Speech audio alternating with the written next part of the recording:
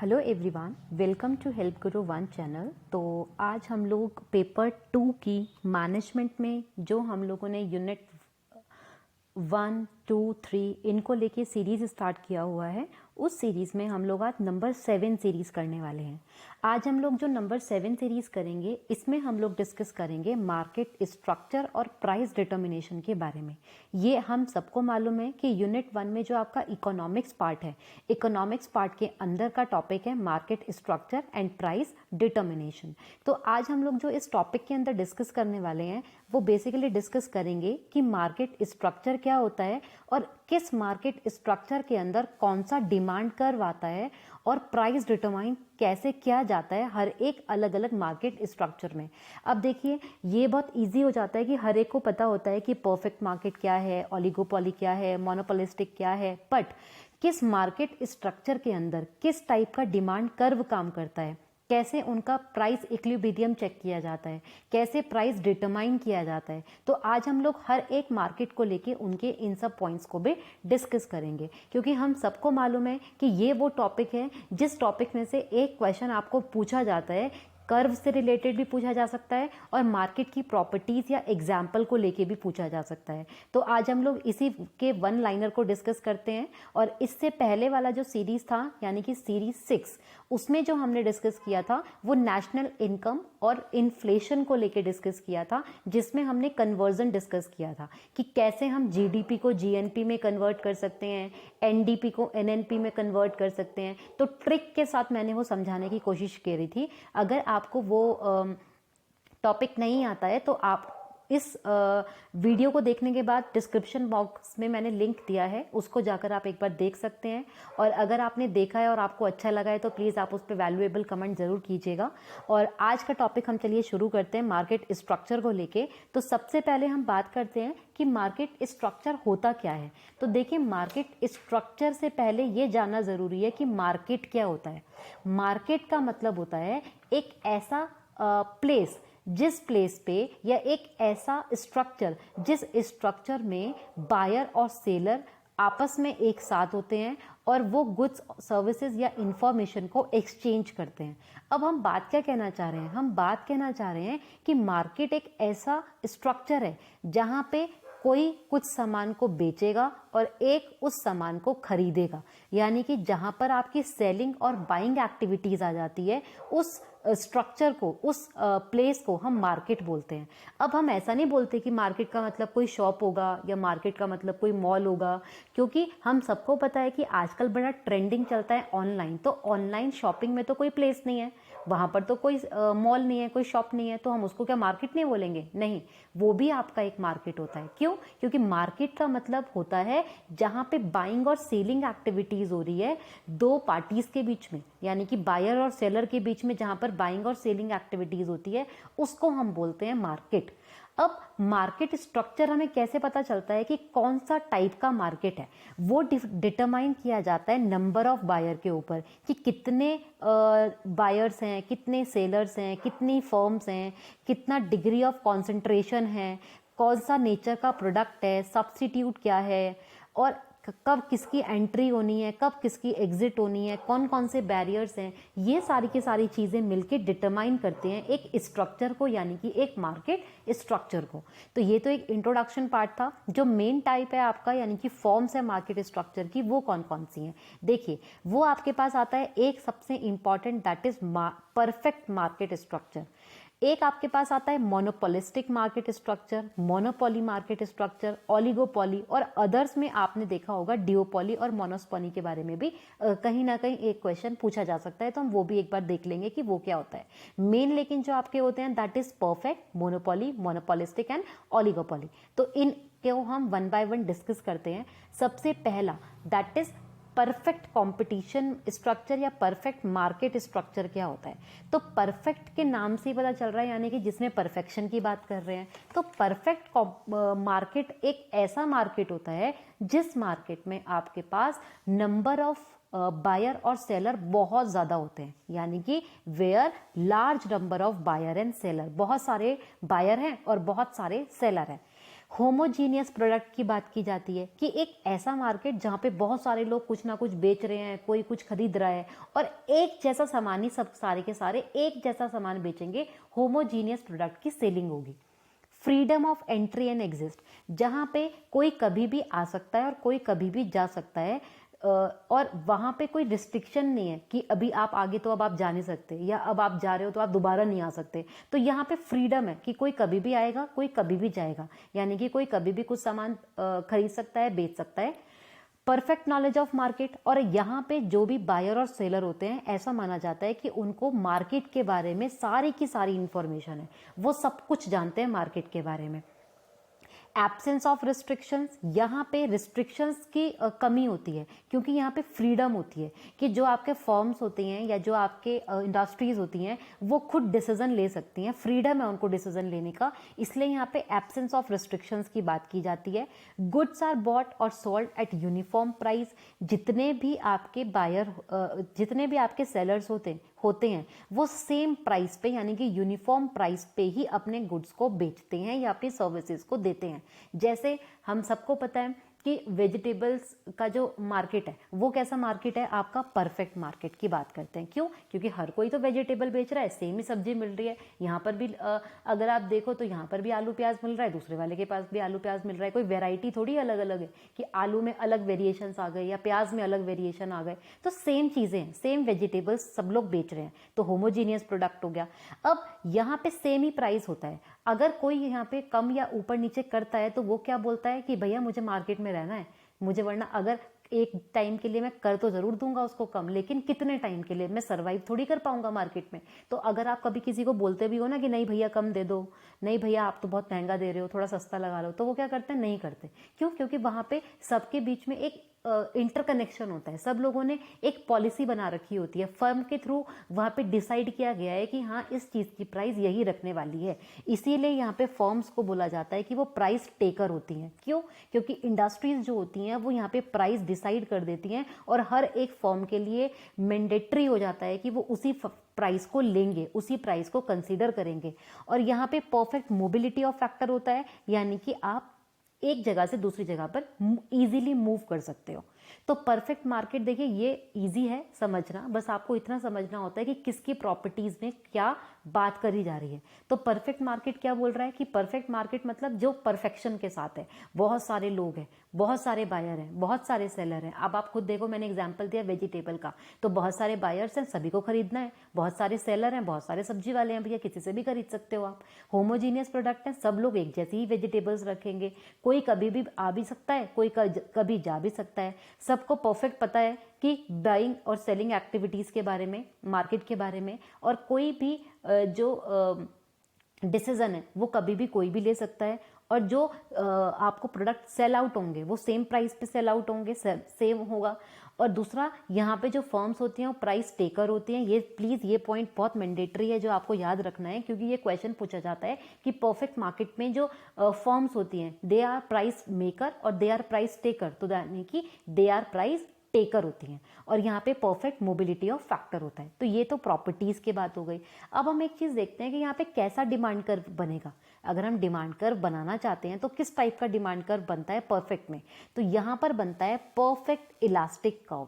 Perfect elastic curve का मतलब है कि जब आपके पास ईडी जो होता है वो इन्फिनेटिव होता है, और इन्फिनेटिव कब होता है, जब वो हॉरिजॉन्टल होता है। तो हम एक चीज बोलते हैं कि परफेक्ट कंपटीशन या परफेक्ट मार्केट स्ट्रक्चर में जो डिमांड कर्व होता है वो हॉरिजॉन्टल होता है।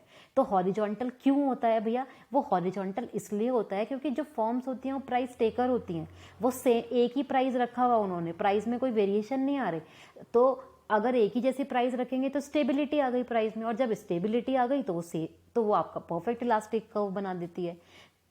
ठीक है ना? तो कैसा कर्व बनेगा यहाँ पे? ये कर्व बनता है यहाँ पे। ठीक है ना? यानी ये तो सभी को पता है, इलास्टिसिटी ऑफ डिमांड वाला टॉपिक भी मैंने पहले पढ़ाया हुआ है। अगर किसी ने नहीं पढ़ा है, बहुत इजीली एक्सप्लेन किया हुआ है, मैं उसका लिंक भी डाल दूंगी, एक बार आप देख सकते हैं। तो ये वाला जो है परफेक्ट इलास्टिक कर्व, यानी कि हॉरिजॉन्टल लाइन जा रही है, जहाँ पे इस हॉरिजॉन्टल लाइन पे आपकी जो प्राइस है वो फिक्स हो गई, प्राइस तो आपकी सेम हो गई। जैसे मैंने अभी आपको वेजिटेबल का एग्जांपल दिया, सेम है कि 20 रुपीज़ केजी देना है, तो वो तो सब प्राइस तो सेम ही दे रहा है, बट डिमांड जो होगा उसमें कोई सेम है। अगर प्राइस आप सेम रख रहे हो तो डिमांड पे एज सच कोई फर्क नहीं पड़ रहा है। क्यों? क्योंकि वहां पर आपका सबने खरीदना ही है, बेसिक नेसेसिटीज आपके पास हो जाती हैं। तो ये आपका परफेक्ट इलास्टिक कर्व यहाँ पे शो करता है। अब हम यहाँ पे बात करते हैं प्राइस डिटर्मिनेशन। मैंने यहाँ पे ग्राफ इसलिए खुद नहीं डाला है क्योंकि मैं यहाँ पे आपको खुद से समझाने की कोशिश करने वाली हूँ कि प्राइस डिटर्मिनेशन यहाँ पर किस टाइप से हो रहा है। तो देखिए यहाँ पर बेसिकली जो कंडीशंस बनती है ना, वो 3 बनती हैं। एक आपके पास बनती है सुपर नॉर्मल को लेके, एक आपकी यहां पर बनती है नॉर्मल प्रॉफिट को लेकर, और एक कंडीशन यहां पर आपके पास बनती है लॉस को लेके। तो पहले तो यही ध्यान रखिएगा कि जो आपका परफेक्ट कंपटीशन होता है वहां पे जो आपके पास सिचुएशंस आती हैं प्राइस को डिटरमाइन करने की, वो 3 आती हैं। एक सुपर नॉर्मल, यानी कि जब, अब आप खुद देखो, अगर आपको वेजिटेबल्स खरीदने जाना था, वेजिटेबल खरीदने आपको जाना था, तो अब सबको तो आपको पता है कि अगर मैं पास से भी लूंगा तो भी उसने वही रेट पे देना है, दूर जाके लूंगा तो भी उसी रेट पे लेना है। तो हम क्या करते हैं, हम प्रायोरिटी देते हैं अपनी कन्वीनियंस के हिसाब से। तो हमारी कन्वीनियंस पे पास वाला था तो हो सकता है ज्यादा उसी से परचेज हो गया। अब ज्यादा अगर किसी के ज्यादा सामान बिक गया तो वो तो सुपर नॉर्मल प्रॉफिट के ऊपर पहुंच गया। तो यहाँ पे ये कंडीशन भी आ सकती है। नॉर्मल यानी कि भैया जितना मैंने लगाया उतना तो मुझे मिल ही जाए, तो वो नॉर्मल वाला भी हो जाता है। लॉस वाला यानी कि मैंने खरीद तो लिया बट मेरा बिक ही नहीं रहा है, क्योंकि मैं ऐसी जगह पर हूँ जहां पर लोग सामान ही नहीं खरीद पा रहे हैं। अगर ऐसा सिचुएशन हो गया तो वो लॉस वाली कंडीशन पे आएगा, जहां पे भैया पैसे निकालने भी पूरे नहीं पड़ पा रहे हैं। तो यहाँ पे जो प्राइस फिक्स किया जाता है वो 3 सिचुएशन को लेके किया जाता है, सुपर नॉर्मल, नॉर्मल और लॉस को लेके। तो एक तो चीज आपको ये ध्यान रखनी है। अब अगर हम यहाँ पे इक्विलिब्रियम की बात करते हैं तो सबको पता है इक्विलिब्रियम क्या होता है। इक्विलिब्रियम एक ऐसा पॉइंट होता है जहां पे आपका जो डिमांड और जो आपका सप्लाई होता है, जहां जिस पॉइंट पे ये एक दूसरे को इंटरसेक्ट करते हैं, इस पॉइंट पे डिसाइड किया जाएगा प्राइस।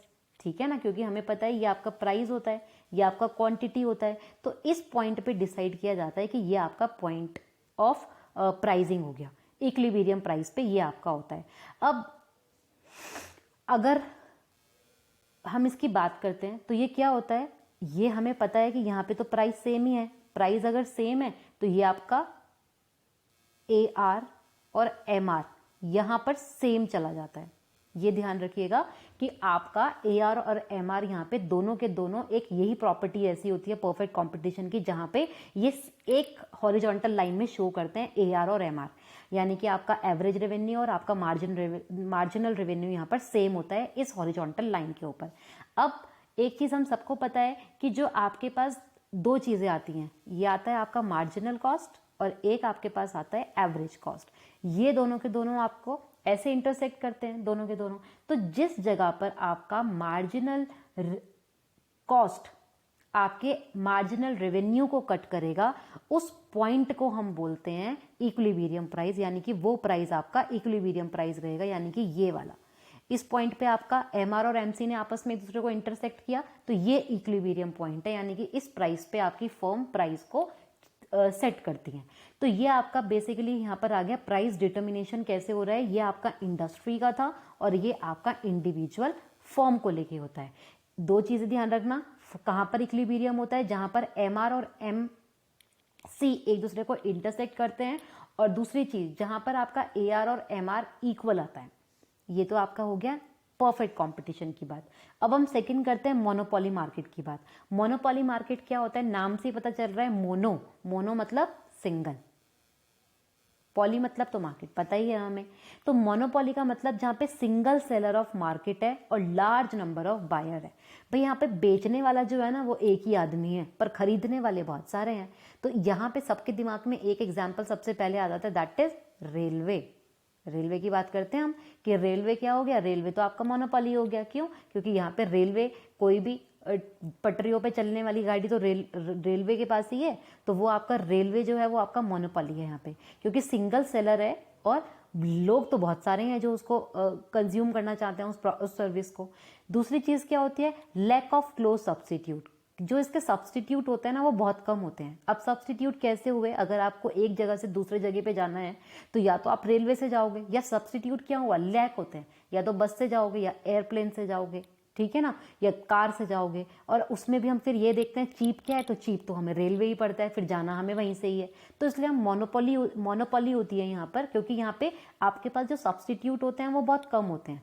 फर्म और इंडस्ट्री यहाँ पे एक दूसरे के सिनोनियम्स होते हैं, ये भी चीज़ बहुत इंपॉर्टेंट है। ये पूछा जाता है कि firm and industry become synonyms to in which market structure, तो इन मोनोपोली मार्केट।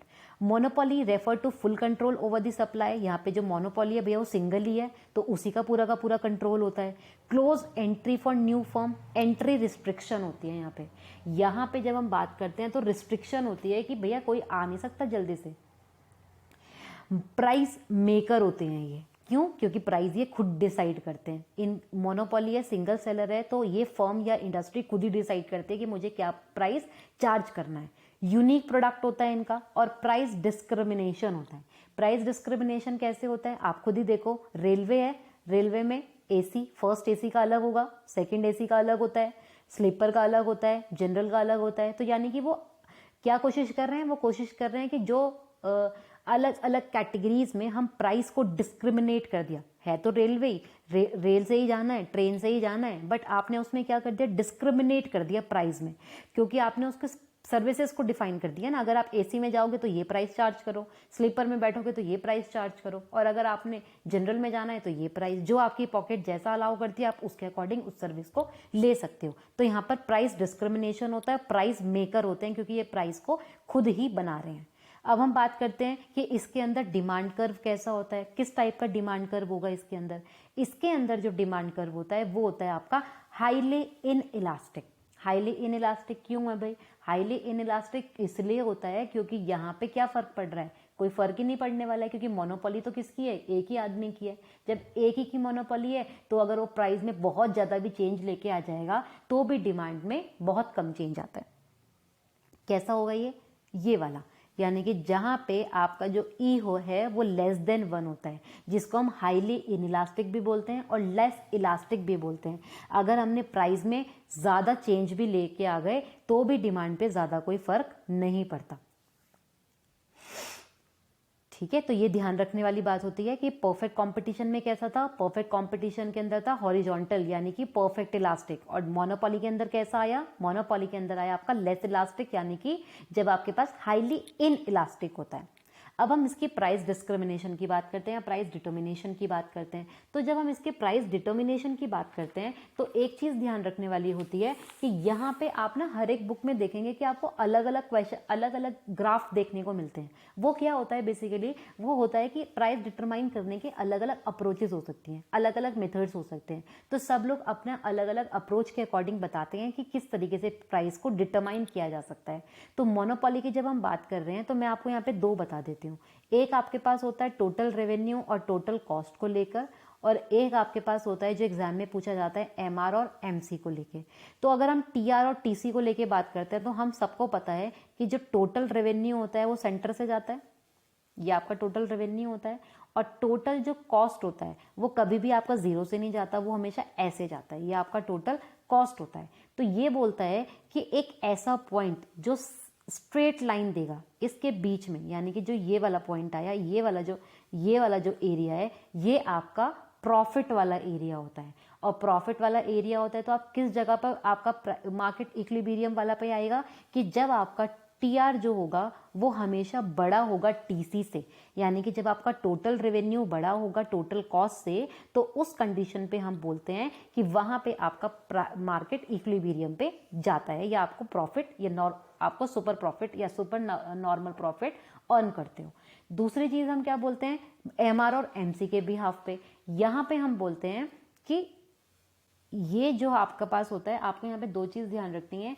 इसके अंदर ना एक यहां से ये आता है आपका एमआर और ये आपका आता है एमसी, ठीक है, यानी कि जो आपका रेवेन्यू होता है वो एमसी के कंपैरिजन में एकदम से फॉलिंग पे जाता है, ये ध्यान रखना। सॉरी, एआर एवरेज रेवेन्यू से जल्दी जो आपका गिरता है वो मार्जिनल रेवेन्यू गिरता है, और जब हम इसके उतनी जल्दी आपका एमसी बढ़ता है जितना ज़्यादा आपका एसी धीरे धीरे बढ़ता है। ये चीज़ ध्यान रखने वाली होती है कि एमआर जल्दी से डाउन होता है एज कम्पेयर टू AR, और MC उतना ही जल्दी बढ़ता है एज कम्पेयर टू AC, यानी कि मार्जिनल कॉस्ट और AC। ये शायद आपको बहुत बेसिक चीज़ें हैं जो अगर आपने कॉस्ट वाला चैप्टर पढ़ा हुआ होगा तो ये आपको तब इजीली समझ आएगा। अगर आपने नहीं पढ़ा है तो पहले प्लीज़ आपको कॉस्ट वाला चैप्टर इजीली कंसीडर करना होगा कि ग्राफ किस तरीके से, कौन सा ग्राफ कैसे बनता है। अगर आपको बेसिक उस चीज़ की क्लैरिटी होगी तो आपको ये बहुत अच्छे से समझ आ जाएगा। बस आपको इतना पता होना चाहिए कि MR डाउनवर्ड जा रहा है और MC और AC कैसे बढ़ रहे हैं। अब हम यहाँ पे इक्विलिब्रियम कहाँ बोलते हैं कि जब MR is equal to MC होगा। फर्स्ट कंडीशन तो ये बोलते हैं कि जब आपका MR is equal to MC होगा, और सेकंड कंडीशन बोलते हैं कि जो MC होता है वो must be cut MR at the below point. MR क्योंकि नीचे था तो MR को वो बिलो पॉइंट पे जहाँ पे कट करता है वो आपका जाता है इक्विलिब्रियम वाला पॉइंट होता है। तो इसमें दो चीज़ें मैंने आपको बताई, एक TR और TC के बिहाफ पे और एक MR और MC के बिहाफ पे। आपको प्रॉपर्टीज ध्यान रखनी है, खाली ये पूछा जाता है कि मोनोपोली के लिए प्राइस इक्विलिब्रियम की क्या कंडीशन होती है। तो कंडीशन क्या होती है, जब आपका MR MC के इक्वल होता है, पहली कंडीशन। दूसरी कंडीशन, जब आपका MC जो होता है मस्ट बी कट, वो कट करना चाहिए MR को बिलो पॉइंट पे, ये आपकी दूसरी कंडीशन होती है। एक चीज और, मोनोपोलिस्टिक में भी सेम ही ग्राफ बनता है, बट डिफरेंस इतना होता है कि मोनोपोली के अंदर आपकी दो सिचुएशन आती हैं, एक सुपर प्रॉफिट की भी आती है और नॉर्मल प्रॉफिट की भी आती है, बट मोनोपोलिस्टिक में केवल नॉर्मल की बात की जाती है, अदरवाइज ग्राफ सेम होता है। थर्ड थिंग, मोनोपोलिस्टिक मार्केट क्या होता है। अब मोनोपोलिस्टिक मार्केट आपका दो चीजों से बन के बना है, एक मोनोपोली और एक परफेक्ट कंपटीशन। दोनों ध्यान रखिएगा, परफेक्ट जहाँ पे बहुत सारे बायर बहुत सारे सेलर थे, मोनोपोली जहाँ पे सिंगल सेलर था और बहुत सारे बायर्स थे। और ये जो मोनोपोलिस्टिक मार्केट था ये आपका प्रपाउंड किया था फेमस एडवर्ड कैम्ब्रिल 1933 में। रियल मार्केट हम इसको बोलते हैं, ये बहुत आसान होता है, क्यों? क्योंकि इसको हम बोलते हैं रियल मार्केट है। अगर हम आज अब रियल मार्केट की बात करें तो यही है जहां पर हम सबसे ज्यादा FMCG गुड्स को देखते हैं। तो ये आपका रियल मार्केट होता है between the perfect and monopoly market. यहाँ पे जो नंबर ऑफ सेलर होते हैं वो सफिशिएंट होते हैं and they sell close substitute product. वो एक जैसे प्रोडक्ट बेचते हैं, एग्जैक्ट एक जैसे नहीं होते बट सब्स्टिट्यूट बेचते हैं। जैसे सबको पता है कॉलगेट, आपके पास पेस्ट है, कॉलगेट भी ले सकते हो, बबूल भी ले सकते हो, पेप्सोडेंट भी ले सकते हो। तो अलग अलग वेराइटीज आपको मिल जाती है, किसी में कोई सी क्वालिटी होती है, किसी में कोई किसी चीज में आगे होता है। तो यहाँ पे सारे के सारे एक जैसी चीजें बेचते हैं, सिमिलर होती हैं बट उनकी क्वालिटी और उनकी क्वांटिटी में डिफरेंसेस होते हैं। लार्ज नंबर ऑफ सेलर और लार्ज नंबर ऑफ बायर्स होते हैं। यहाँ पर भी फ्री एंट्री और फ्री एग्जिस्ट होती है, बट यहाँ पे लैक ऑफ नॉलेज होती है मार्केट के बारे में, और यह प्राइस डिफरेंशिएशन की बात की जाती है। प्राइस डिफरेंशिएशन कैसे? क्योंकि हम सबको पता है कि अब एप्पल का फोन है वो तो 50-60,000 रुपीज का आ रहा है, बट अगर हमें केवल फोन की ही बात करें तो वो आपके पास 10,000, 6,000, 5,000 में भी तो मिल पा रहा है। तो प्राइस डिफरेंशिएट करता है यहाँ पे किसके बेसिस पे? रियल प्रोडक्ट के बेसिस पे और फैंसी प्रोडक्ट के बेसिस पे। रियल प्रोडक्ट यानी कि जो क्वालिटी वाइज रिच है, जैसे मैंने अभी आपको बात किया आईफोन के बारे में, तो एप्पल के फोन के बारे में, तो यानी कि वो रियल प्रोडक्ट हुआ। रियल प्रोडक्ट यानी कि जो क्वालिटी वाइज बहुत रिच है, तो वो ऑब्वियस सी बात है ज़्यादा चार्ज करेंगे। फैंसी प्रोडक्ट है कि देखने में बहुत ज़्यादा आपको चीज़ें दिखा दिया, फैंटेसी चीज़ें दिखा दी, लग्जरीज चीज़ें दिखा दी, बट क्वालिटी उतनी ज़्यादा आपके पास नहीं है, तो वो फैंसी प्रोडक्ट्स के बारे में भी है। तो इसलिए यहाँ पे जो प्राइस डिफरेंशिएट होता है वो क्वालिटी के बिहाफ पे और क्वांटिटी के बिहाफ पे बेसिकली हम कहते हैं उस पे किया जाता है। तो मोनोपोलिस्टिक क्या हुआ? जहाँ पे बहुत सारे बायर बहुत सारे सेलर यहाँ पर भी हैं, बट कंडीशन क्या है? यहाँ पे सब लोग एक जैसी चीजें बेचने की कोशिश करते हैं, बट वो एग्जैक्टली सेम नहीं होता, बट वो क्वालिटी और क्वांटिटी में डिफरेंट होता है। और दूसरी चीज यहाँ पे जब हम बात करते हैं, यहाँ पे हम रियल मार्केट की बात करते हैं और लैक ऑफ नॉलेज होती है यहाँ पर। एक चीज यहाँ पर हाँ अच्छा, अब वो आगे बात करेंगे। यहाँ पे जो हम डिमांड कर्व की बात करते हैं कि डिमांड कर्व इसके अंदर कैसा होता है, तो यहाँ पर जो डिमांड कर्व होता है दैट इज रिलेटिवली इलास्टिक और हाईली इलास्टिक। यहाँ पे हाईली इलास्टिक क्यों होता है? यहाँ पे 1 से ज़्यादा होता है। क्यों? अगर किसी ने हल्का सा भी प्राइस कम किया ना तो डिमांड पे बहुत ज़्यादा चेंज आ जाता है, इसीलिए यहाँ पर हम बोलते हैं ये रिलेटिवली इलास्टिक है। ठीक है, तो इसके अंदर जब हम ग्राफ बनाते हैं तो वो रिलेटिवली इलास्टिक डिमांड आप सबको पता है ये वाला होता है, जहाँ पर हम ग्रेटर देन 1 की बात करते हैं कि प्राइस में अगर आपने हल्का सा भी चेंज लाया पर डिमांड क्वांटिटी में आपके पास बहुत ज़्यादा चेंज आ गया, तो ये आपका मोनोपोलिस्टिक होता है, क्योंकि हम सबको पता है सब लोग एक जैसा सामान बेच रहे हैं, सब लोग सिमिलर प्रोडक्ट्स बेचने की कोशिश कर रहे हैं। अब जैसे ही हमें पता चलता है कि आज जो आप लोगों ने परचेस करी है, अगर हम सिंपल नॉर्मल चीज़ की बात करें, अगर हमें पता चलता है कि एक सेम चॉकलेट आपको 80 रुपीज़ में मिल रही थी और वही चॉकलेट की प्राइस डाउन हो गई और उसी टाइप की चॉकलेट अगर आपको अब 30 या 20 रुपीज़ में मिलेगी, तो क्वांटिटी में तो बहुत फ़र्क आ जाएगा, डिमांड तो बहुत जल्दी बढ़ जाएगी। तो इसीलिए यहाँ पे इलास्टिक यानी कि परफेक्ट रिलेटिवली हाई इलास्टिक की बात की जाती है। प्राइस डिटरमाइन मैंने आपको बताया था सेम एज मोनोपोली, मोनोपोली जैसा ही है, जो मैंने उसमें आपको कंडीशन बताई थी कौन सी, कि एमसी जो होता है वो आपके एमआर के इक्वल होना चाहिए, और दूसरा जो आपका एमसी होता है वो आपको एमआर बिलो पॉइंट पे कट करना चाहिए। ये दो कंडीशन यहाँ पर भी फॉलो करती हैं, बट ये केवल फॉलो करता है आपका नॉर्मल प्रॉफिट के कंडीशन पे। मैंने इसलिए आपको पहले भी लिखवाया था कि जो परफेक्ट कंपटीशन था वो 3 कंडीशन की बात कर रहा था, super, normal and third one loss. Monopoly आपका सुपर और नॉर्मल की बात कर रहा है, और थर्ड वन आपका ये केवल आपकी नॉर्मल कंडीशन को लेके बात करता है। अब हम आगे बात करते हैं ओलिगोपोली मार्केट कैसा होता है। ओलिगोपोली मार्केट नाम से पता चल रहा है, ओलिगोपोली यानी कि जहां पे फ्यू नंबर ऑफ सेलर हैं और फ्यू नंबर ऑफ बायर हैं, कुछ ही सेलर हैं और कुछ ही बायर हैं। अगर ऐसा मार्केट आपके पास बन जाता है तो हम उसको बोलते हैं ओलिगोपोली मार्केट। यहाँ पर रिस्ट्रिक्शंस होती हैं, लिटिल रिस्ट्रिक्शंस होती हैं, और दूसरी चीज़ यहाँ पे प्राइस कंपटीशन होता है, बहुत ज़्यादा प्राइस कंपटीशन होगा यहाँ पे। और जो यहाँ पे प्राइस होती है वो इनफ्लेक्सिबल प्राइस होती है, यानी कि सेम प्राइस होता है, कहीं ना कहीं स्ट्रिक्ट प्राइस होती है जो कंपनीज इंडस्ट्रीज आपस में फिक्स करके आपस में बनाती हैं, डिसाइड करती हैं। तो इनफ्लेक्सिबल होता है यानी कि आप उसको चेंज नहीं कर सकते जल्दी से। होमोजीनियस और डिफरेंशिएट प्रोडक्ट्स भी हो सकते हैं, एक जैसे प्रोडक्ट्स भी हो सकते हैं, अलग अलग प्रोडक्ट्स भी हो सकते हैं। जैसे यहाँ पे हम एग्जाम्पल ले सकते हैं कार, ऑटोमोबाइल इंडस्ट्रीज के बारे में, स्टील इंडस्ट्रीज के बारे में, तो ये एग्जांपल्स होते हैं आपके ओलिगोपोली के लिए। तो अगर हम आपको ऑटोमोबाइल की बात करें तो ऑटोमोबाइल में अगर हम कार की बात करते हैं तो BMW भी है, और अगर हम सिंपल में बात करें तो नैनो या टाटा की कार्स भी हैं। तो यहाँ पे सेम प्रोडक्ट्स भी हो सकता है बट डिफ्रेंशिएटेड प्रोडक्ट्स भी हो सकते हैं ओलिगोपोली में। इंटरडिपेंडेंस, इंटरडिपेंडेंस का मतलब क्या हुआ? इंटरडिपेंडेंस का मतलब होता है कि यहाँ पे आपस में मिलके काम करते हैं सारे के सारे, और एक दूसरे के ऊपर डिपेंड करते हैं, और ये देखते रहते हैं कि दूसरा वाला क्या चेंजेस लेकर आ रहे हैं, और सडनली वो अपने में भी वही चेंजेस लाने की कोशिश करते हैं। एग्जाम्पल, अब हम सबको पता है BMW अगर 5 लाख में कार निकाल दे तो सारे के सारे कंपटीशन, जो सारे के सारे लोग होंगे वो क्या करने लग जाएंगे, उनमें हलचल हो जाएगी ना शुरू, कि भैया उन्होंने तो अपनी गाड़ी की प्राइस डाउन कर दी, तो वो भी कोशिश करेंगे कि अपने साथ कुछ ना कुछ चीज़ों को प्ले आउट करें। तो यहाँ पे एकदम से मार्केट पे अफेक्ट आ जाता है अगर एक ने कुछ भी चेंजेस लेकर आए। तो यहाँ पे जो मार्केट होता है वो आपस में इंटरडिपेंडेंस होता है।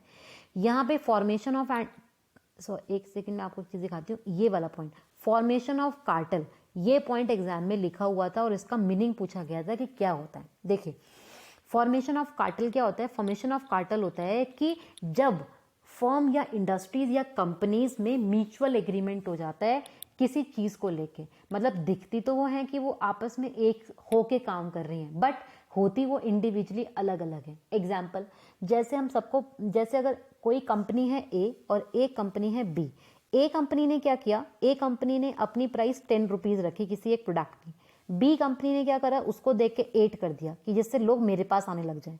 ए ने क्या किया, उसको अपने वाले को 7 कर दिया, बी ने क्या किया, अपने वाले को 5 कर दिया, ए ने क्या किया, उसने 3 कर दिया। अब भैया इतना ज्यादा थोड़ी हो जाएगा कि वो अपना मार्केट ही खराब कर लेंगे। तो ऐसी सिचुएशन भी कई बार आ जाती है कि जब उनका मार्केट खराब होने लग जाता है। जब मार्केट बहुत ज्यादा खराब हो जाएगा, जब वो डाउनफॉल की तरफ आने लगते हैं, तो वो क्या करते हैं, आपस में मिल जाते हैं, एक एग्रीमेंट कर लेते हैं और एग्रीमेंट करके बोलते हैं भैया ठीक है आप 7 ही रखेंगे, मैं भी 7 रखूंगा, तू भी 7 रखना, और मिलके अब काम करेंगे, मिलके रखेंगे और मिलके काम करेंगे। तो इसीलिए यहाँ पर बोला गया था कि यहाँ पे जो प्राइस होती है वो इनफ्लेक्सिबल प्राइसेस भी होती हैं, और यहाँ पे कंपटीशन भी रहता है प्राइस को लेके। ये जो वर्ड था प्राइस कंपटीशन, वो यही इसी वजह को यहाँ पे शो कर रहा है। तो यहाँ पे मतलब तो ये वाला जो पॉइंट था फॉर्मेशन ऑफ कार्टेल, ये दिखाता है बेसिकली ये म्यूचुअल एग्रीमेंट होता है जब दो कंपनीज या दो से ज़्यादा कंपनीज आपस में करती हैं सेम प्राइस को लेके, जिससे उनका मार्केट स्टेबल रहे। अब ओलिगोपॉली मार्केट को लेके हम बात करते हैं कि कितने टाइप के हो सकते हैं। ओलिगोपॉली मार्केट में एक आता है आपका पार्शियल ओलिगोपॉली। पार्शियल ओलिगोपॉली क्या होता है कि it refer to the market situation where the industry is dominated by one large firm which is locked upon as a price leader rest firm decide their price on the basis of this leader. तो नाम से पता चल रहा है जहां पे partial oligopoly है कि एक फर्म एक ऐसी है, एक लार्ज फर्म ऐसी है जो जिसने होल्ड रखा हुआ है अपना, और उसके प्राइस को देखकर ही दूसरे जो फर्म्स होती हैं वो अपने प्राइस को डिसाइड करती हैं। फुल ओलिगोपॉली क्या होता है कि जहां पे मार्केट सिचुएशन ऐसी है जहां पे कोई भी लीडरशिप नहीं है, कोई कैसा भी रख सकता है, तो उसको हम बोलते हैं फुल ओलिगोपॉली। परफेक्ट ओलिगोपॉली होता है जब if the firms are producing homogeneous product. अब सारे के सारे अगर एक ही जैसा प्रोडक्ट बनाएंगे तो ऑब्वियसली पता है प्राइस भी सेम ही रखेंगे, तो उसको हम बोलते हैं प्योर या परफेक्ट ओलिगोपॉली। इम्परफेक्ट क्या होता है कि जब when competing firms produce different product, different in the sense close substitute बना रहे हैं एक दूसरे के, तो उसको हम बोलते हैं इम्परफेक्ट ओलिगोपॉली। सिंडिकेट ओलिगोपॉली क्या होती है कि जब situation when the firm sell their product through a centralized syndicate, this syndicate fixed price and output quotas for all the firm. यानी कि एक ऐसी फर्म जो क्या कर रही है, सेल कर रही है अपने प्रोडक्ट्स को किसी सेंट्रलाइज सिंडिकेट के थ्रू, और जो ये सिंडिकेट्स होती है ना, ये क्या करती हैं, फिक्स कर देती हैं प्राइसेस को, और सारी की सारी कंपनीज को वही सेम चीज फॉलो करनी पड़ती है। कॉल्यूसिव ओलिगोपॉली क्या होता है? कॉल्यूसिव ओलिगोपॉली होती है भैया सारी की सारी फर्म एक साथ बैठ गई, म्यूचुअल एग्रीमेंट कर लिया, सेम आउटपुट पॉलिसीज बना ली और बोला कि भैया हम कंपटीशन तो गया भाड़ में, कंपटीशन हम देखेंगे बाद में, पर हम पहले क्या कंसिडर करेंगे कि हम मार्केट में सर्वाइव तो करें, मार्केट में साथ में तो रहें। तो अगर वो साथ में मिलकर प्राइस को फिक्स कर रही हैं तो उसको हम बोलते हैं कॉल्यूसिव ओलिगोपॉली। और यही वहां पर वर्ड मैंने लिखा था कार्टेल, ये वाला वर्ड, और ये इसी पॉइंट से रिलेटेड है। अगर आपने देखा होगा तो यहाँ लिखा है कार्टेल, तो इसी को हम बोलते हैं कॉल्यूसिव ओलिगोपॉली। बहुत एग्जाम में पूछा गया पॉइंट है ये। नॉन कॉल्यूसिव क्या होता है भैया, उनको कोई भी नहीं पड़ी है कि हमारे बीच में एग्रीमेंट है या नहीं है, उन्हें एक दूसरे की नहीं पड़ी होती है, और वो आपस में क्या करते हैं, कंपटीशन देते हैं, स्ट्रॉन्ग कंपटीशन देते हैं, और वो स्ट्रॉन्ग कंपटीशन देने के बाद बिना एक दूसरे की परवाह किए अपने प्राइस को वैसे डिसाइड करते हैं, अपनी आउटपुट पॉलिसीज को डिफरेंट तरीके से डिसाइड करते हैं। तो ये आपकी है टाइप्स ऑफ ओलिगोपॉली कि किस टाइप का ओलिगोपॉली हो सकता है। नेक्स्ट अगर अब हम देखें, डिओपॉली एक वर्ड था। डिओपॉली क्या होता है? डिओपॉली का मतलब होता है पार्ट ऑफ ओलिगोपॉली होता है जहां पे दो सेलर होते हैं केवल और लार्ज बायर होते हैं। अभी हम क्या बोलते हैं, ओलिगोपॉली, जहां पे फ्यू सेलर फ्यू बायर थे। बट डिओपॉली क्या होता है, जहां पे दो सेलर हैं और लार्ज बायर हैं। होमोजीनियस और डिफरेंशिएटेड प्रोडक्ट्स हो सकते हैं, इंडिपेंडेंट प्राइस पॉलिसीज होती है, और नॉन प्राइस कॉम्पिटिशन को ये फॉलो करते हैं। मोनोस्पोनी क्या होता है? देखिए ये बायर्स के रिस्पेक्ट पे होता है कि मोनोस्पोनी क्या होता है। मोनोस्पोनी एक टर्म्स होती है जो बायर्स मोनोस्पोली को लेके होती है। मोनोस्पोनी का मतलब होता है जहां पे केवल आपके पास एक ही बायर है, सिंगल बायर ऑफ कमोडिटी। मोनोस्पोनी एक ऐसी मार्केट सिचुएशन है जहां पे सिंगल बायर यानी कि एक ही बायर आपके पास होगा, उसको मोनोस्पोनी बोलते हैं। The monopsonist can influence the supply price of his purchase by the amount he buy. जितने पे वो खरीदता है वो उसी को क्या कर सकता है, इन्फ्लुएंस कर सकता है सप्लाई प्राइस को।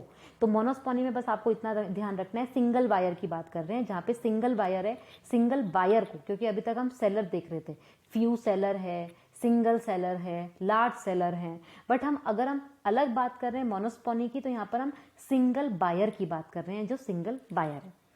तो आज की क्लास के लिए बेसिकली इतना ही, जिसमें मैंने आपको सारी की सारी चीज़ें एक्सप्लेन करने की कोशिश करी हैं कि मार्केट स्ट्रक्चर में कौन सा मार्केट स्ट्रक्चर कैसे डिफरेंशिएट कर रहा है प्राइस को लेके, कैसे डिमांड कर्व बना रहा है, क्योंकि यही एग्जाम में पूछा जाएगा। ये नहीं पूछा जाएगा कि परफेक्ट कॉम्पिटिशन कैसा है, ये पूछा जाएगा कि परफेक्ट कॉम्पिटिशन में कौन सा डिमांड कर्व आ रहा है, परफेक्ट कॉम्पिटिशन के अंदर किस टाइप की इक्विलिब्रियम पॉइंट आएगा, किस कंडीशन पे आएगा। तो वो आपको पॉइंट जो होता है वो आपको डिफरेंशिएट कर सकता है और स्टूडेंट से।